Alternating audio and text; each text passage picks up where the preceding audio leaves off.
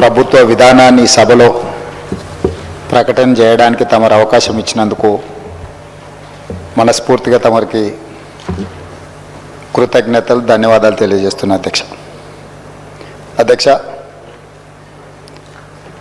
బలహీన వర్గాలకు సంబంధించి ప్రధానంగా ఈ సమాజంలో వాళ్ళకి సంబంధించిన లెక్కలు కానీ వివరాలు కానీ లేకపోవడం వల్ల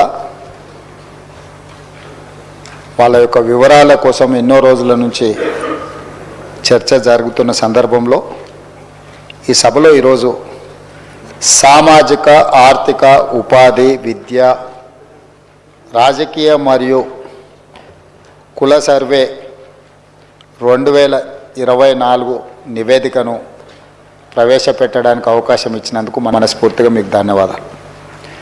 రాష్ట్రంలో సామాజిక ఆర్థిక విద్య ఉపాధి రాజకీయ మరియు కుల సర్వే సమగ్ర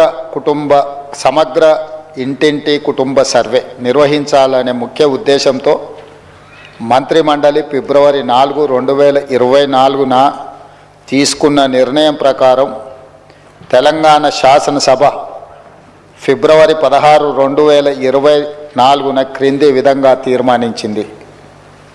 వెనుకబడిన తరగతుల, షెడ్యూల్డ్ కులాల, షెడ్యూల్డ్ తెగల మరియు మిగతా బలహీన వర్గాలకు చెందిన ప్రజల అభ్యున్నతి నిమిత్తం వివిధ సామాజిక ఆర్థిక విద్యాపరమైన ఉపాధి రాజకీయ అవకాశాల ప్రణాళికలను రూపొందించి అమలు పరిచేలా తెలంగాణ మంత్రివర్గము 4, 2024 తేదీన చేసిన సిఫార్సు మేరకు తెలంగాణ రాష్ట్రమంతటా సామాజిక ఆర్థిక విద్యాపరమైన ఉపాధి రాజకీయ కుల సర్వే కులగణన ఒక సమగ్ర ఇంటింటి కుటుంబ సర్వేను చేపట్టాలని సభ ఏకగ్రీవంగా తీర్మానించింది.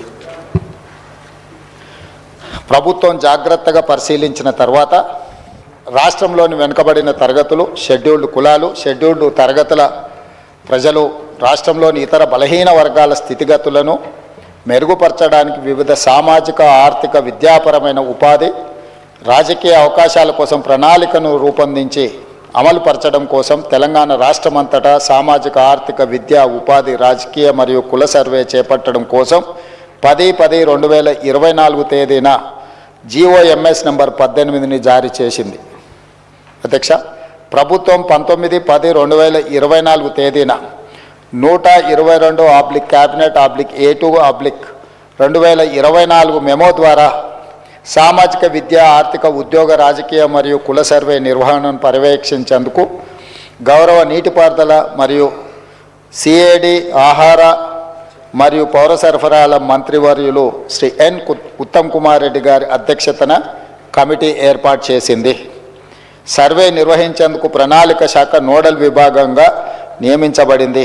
సర్వే విధి విధానాలను అవగాహన చేసుకునేందుకు మరియు ఉత్తమ విధానాలను అవగాహన చేసుకునేందుకు ఇతర రాష్ట్రాలైన కర్ణాటక మరియు బీహార్లలో జరిగిన వివిధ సర్వేలను క్షుణ్ణంగా అధ్యయనం చేయడం జరిగింది. అధ్యక్ష, ఈ అధ్యయన ఫలితాలను ప్రస్తుత సిప్సి సర్వే విధాన రూపకల్పనలో అనుసంధానపరచడం జరిగింది. వివిధ ప్రజా సంఘాలు, సామాజికవేత్తలు, మేధావులు, ఇతర స్టేక్ హోల్డర్ల అభిప్రాయాలను పరిగణలోకి తీసుకొని ఈ క్రింది సర్వే షెడ్యూల్ని రూపొందించడం జరిగింది. అధ్యక్ష, A. House listing schedule, B. Survey schedule, C. ఎన్యూమరేటర్లకు మార్గదర్శకాలు, సర్వేలో సేకరించిన సమాచార రకాలు. సర్వే ఫారంలో మొత్తం 57 ప్రశ్నలు ఉండగా అదనపు ఉప ప్రశ్నలతో కలిపి మొత్తం 75 ఫీల్డ్లో సామాజిక ఆర్థిక విద్య ఉపాధి రాజకీయ మరియు కుల అంశాలకు సంబంధించిన సమాచారం సేకరించబడింది. సర్వే విధానం మరియు ప్రణాళిక రాష్ట్రంలోని ప్రతి జిల్లాను 150 కుటుంబాలతో కూడిన ఎన్యూమరేషన్ బ్లాక్గా విభజించబడింది. తద్వారా 94,261 ఎన్యూమరేషన్ బ్లాక్లను ఏర్పాటు చేయడం జరిగింది. ప్రతి ఎన్యూమరేషన్ బ్లాక్కి ఒక ఎన్యూమరేటర్ను మరియు ప్రతి 10 మంది ఎన్యూమరేటర్లకు పర్యవేక్షించడానికి ఒక సూపర్వైజర్ను నియమించడం జరిగింది. అధ్యక్ష, తద్వారా రాష్ట్ర వ్యాప్తంగా 1,03,889 ఎన్యూమరేటర్లను మరియు సూపర్వైజర్లను నియమించడం జరిగింది. క్షేత్రస్థాయిలో సర్వే, సామాజిక ఆర్థిక ఉపాధి విద్య రాజకీయ మరియు కుల 2024 నవంబర్ 6న హౌస్ లిస్టింగ్తో ప్రారంభమైంది.